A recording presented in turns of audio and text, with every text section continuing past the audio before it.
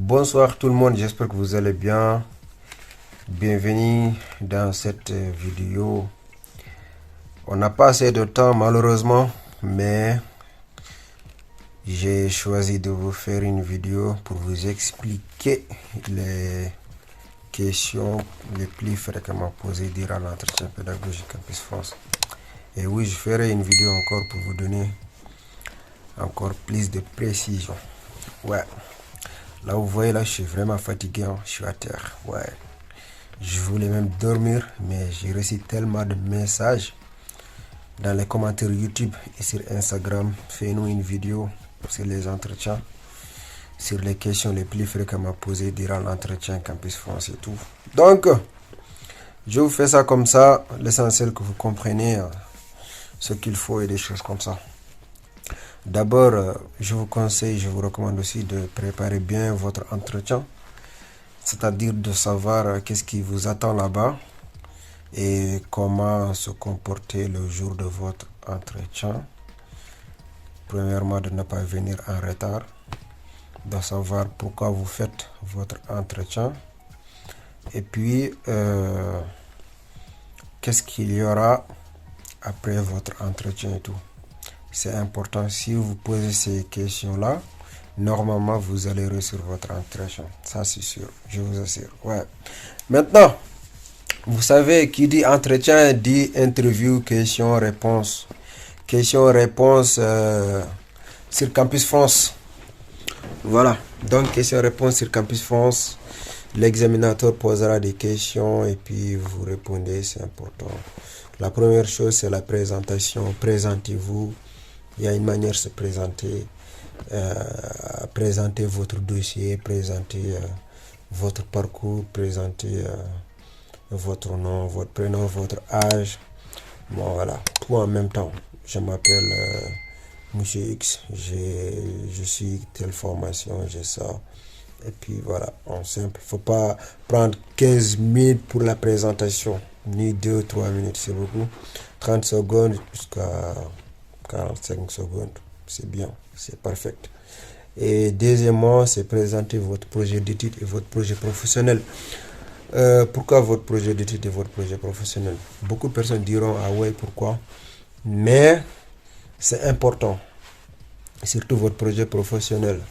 Le projet professionnel, c'est ça qui est tout, quoi. C'est ça qui est tout. Si vous voulez comprendre bien le projet professionnel, c'est le boulot, c'est le travail, c'est le domaine professionnel. Après les études, quoi. Après les études, genre si vous finissez une fois les études, qu'est-ce que vous allez faire? Où vous allez travailler?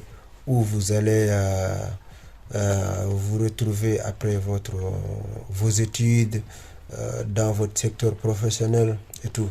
Et dans ce cas, en fait, vous devez expliquer ce que vous avez mis dans votre lettre de motivation.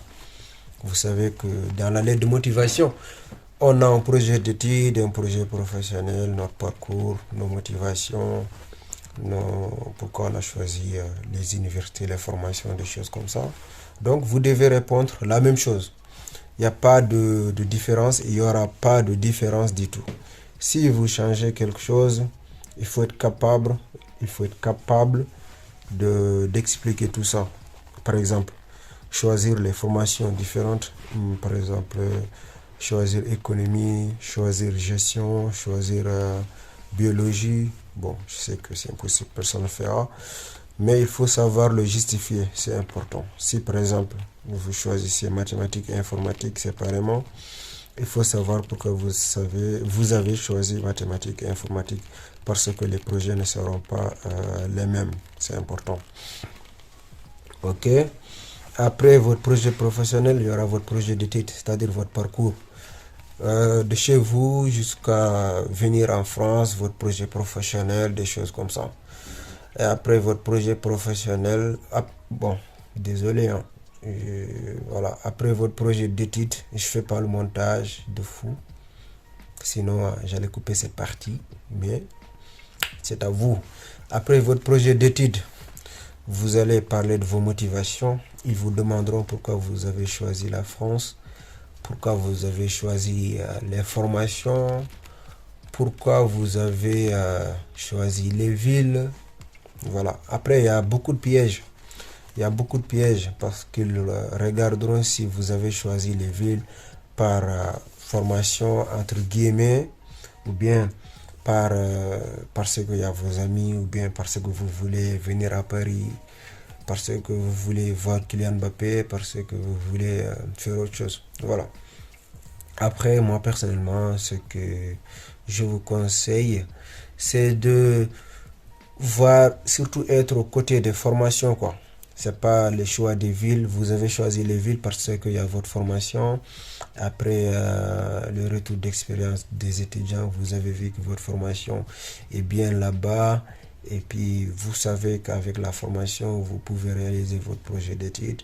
Il y a beaucoup de choses, en fait, à savoir dans ce cas, à expliquer. Je ferai une vidéo pour vous donner les questions exactes. Bon, là, on explique la base. Normalement, avec cette vidéo, vous pouvez faire énormément de choses. Et puis, c'est gratuit. Je vous demande aussi de s'abonner, de liker parce que c'est gratuit. Il y a beaucoup de personnes qui regardent mes vidéos mais qui ne sont pas abonnés. Abonnez-vous, c'est très important.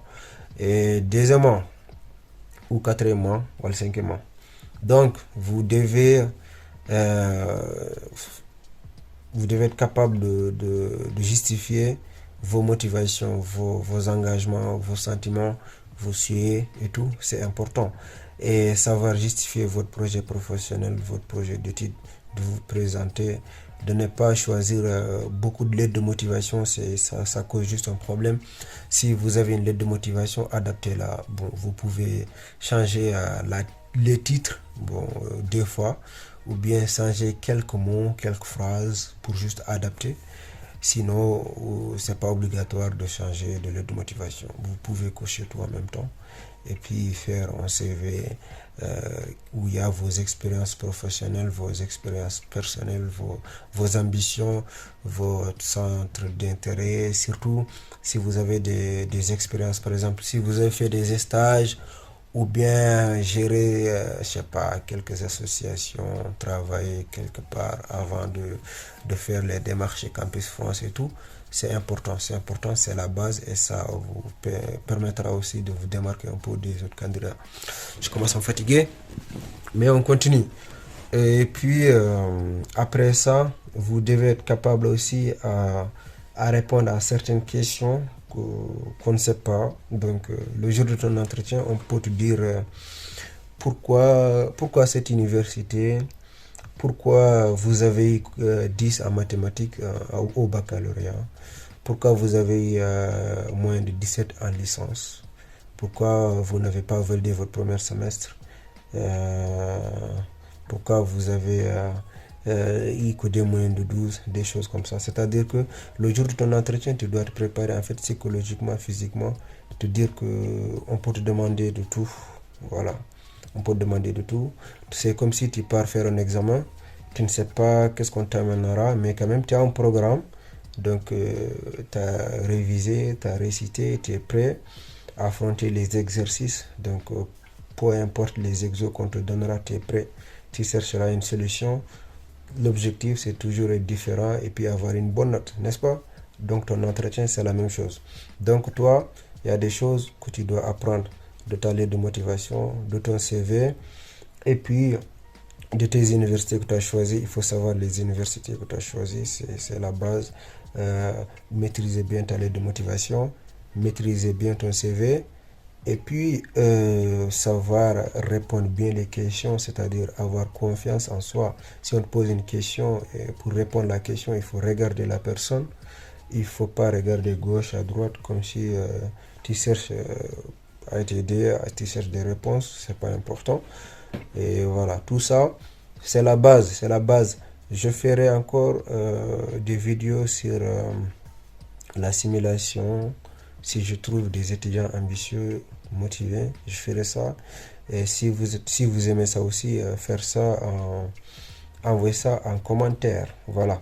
Et deuxièmement, vous avez... bon, là, on n'est plus en deuxièmement, là, on est en 20e. Donc, après ça, après votre entretien, vous avez une note. Voilà, une note. La note s'appelle quoi? La note, c'est dans la prochaine vidéo, je vous donnerai quoi. La note là, si vous avez une bonne note, vous validez, vous allez maximiser vos chances, vous allez avoir une acceptation. Et une fois acceptation, vous allez avoir le visa. Et voilà, donc c'est important. Si vous avez toujours pas passé vos démarches Campus France, mon agence est toujours là pour vous accompagner. N'hésitez pas. Et puis, on va gérer tout à votre place. Aucun souci, aucun problème. C'était une vidéo pour vous mettre un peu à l'idée de l'entretien pédagogique Campus France. Donc, on se dit à la prochaine vidéo.